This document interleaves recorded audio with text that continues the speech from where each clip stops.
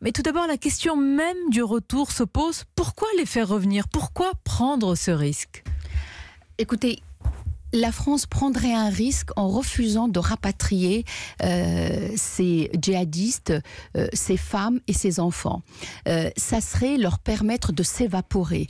Ça serait ne pas les contrôler. Alors que justement, dans ces camps, et notamment le camp de Roche, les personnes, les djihadistes, les enfants et les femmes sont recensés. Ils ont déjà fait l'objet d'un débrief. Donc, le problème aujourd'hui, ça serait de perdre leurs traces. Perdre leurs traces ferait courir un grand risque pour la France et pour l'Europe. Certains avocats de ces djihadistes disent qu'il faut les ramener car ils sont français et que la justice irakienne n'est pas celle d'un état de droit. Les avocats sont bien sûr dans leur rôle, mais n'est-ce pas, maître, aller trop vite et oublier que ces djihadistes ont combattu leur propre pays, oublié leur nationalité et commis, dans beaucoup de cas, des atrocités? D'abord, mes confrères qui défendent ces djihadistes sont dans leur rôle et tant mieux et heureusement parce que nous sommes dans un état de droit où les garanties de la défense sont respectées.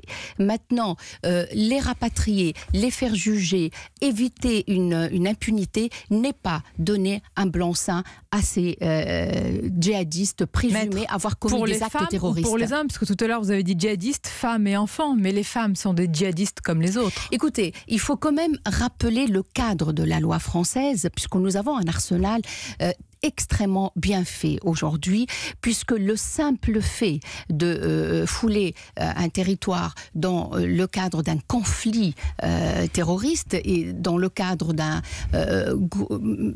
maniement des armes ou ne serait-ce que mettre ses pieds sur ces territoires constitue un délit. Donc oui, c'est vrai que certaines femmes ont même prétendu faire de l'humanitaire, mais ne soyons pas dupes.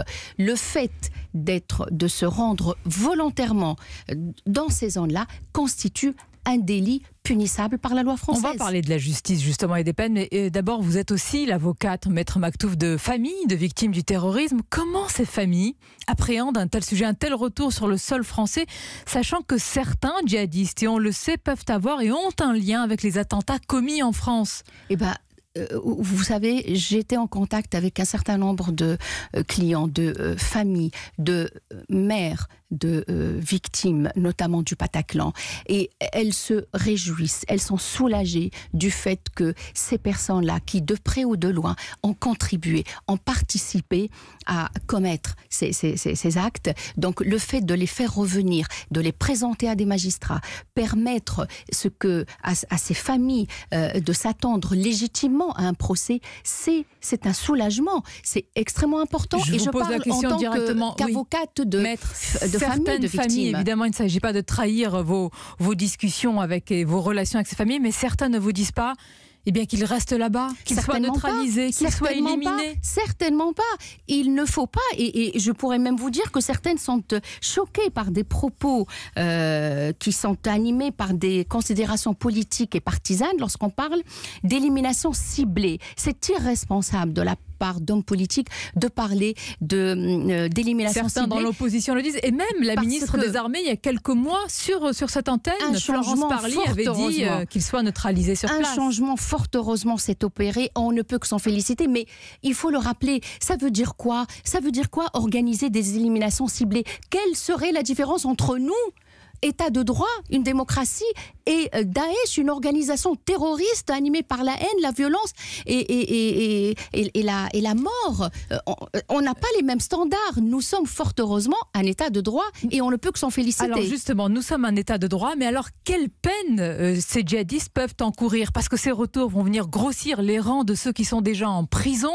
Quelle peine aujourd'hui est-ce que ces aujourd'hui, vont avoir? L'arsenal juridique français, judiciaire français s'est étoffé. Bien sûr que l'association de malfaiteurs terroristes, elle peut être délictuelle ou criminelle, qu'en 2016, nous sommes passés d'une peine allant de 20 ans à 30 ans.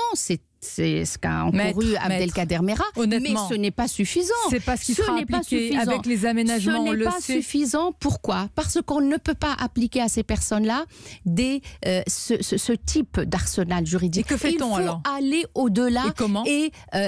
Parce que les actes doivent être requalifiés en crimes de guerre, qualifiés en crimes contre l'humanité. Et pour cela, nous avons un arsenal judiciaire qui le permet. Le pôle crime contre l'humanité et délits de guerre au tribunal de grande instance de Paris permet cela. Et d'ailleurs, je peux vous annoncer qu'à la demande de certaines familles, j'ai d'ores et déjà saisi ce pôle pour que les qualifications ne soient pas que des qualifications d'association de malfaiteurs terroristes, délictuels ou criminels, mais aller au-delà dans le cadre d'une enquête pour retenir les crimes de guerre.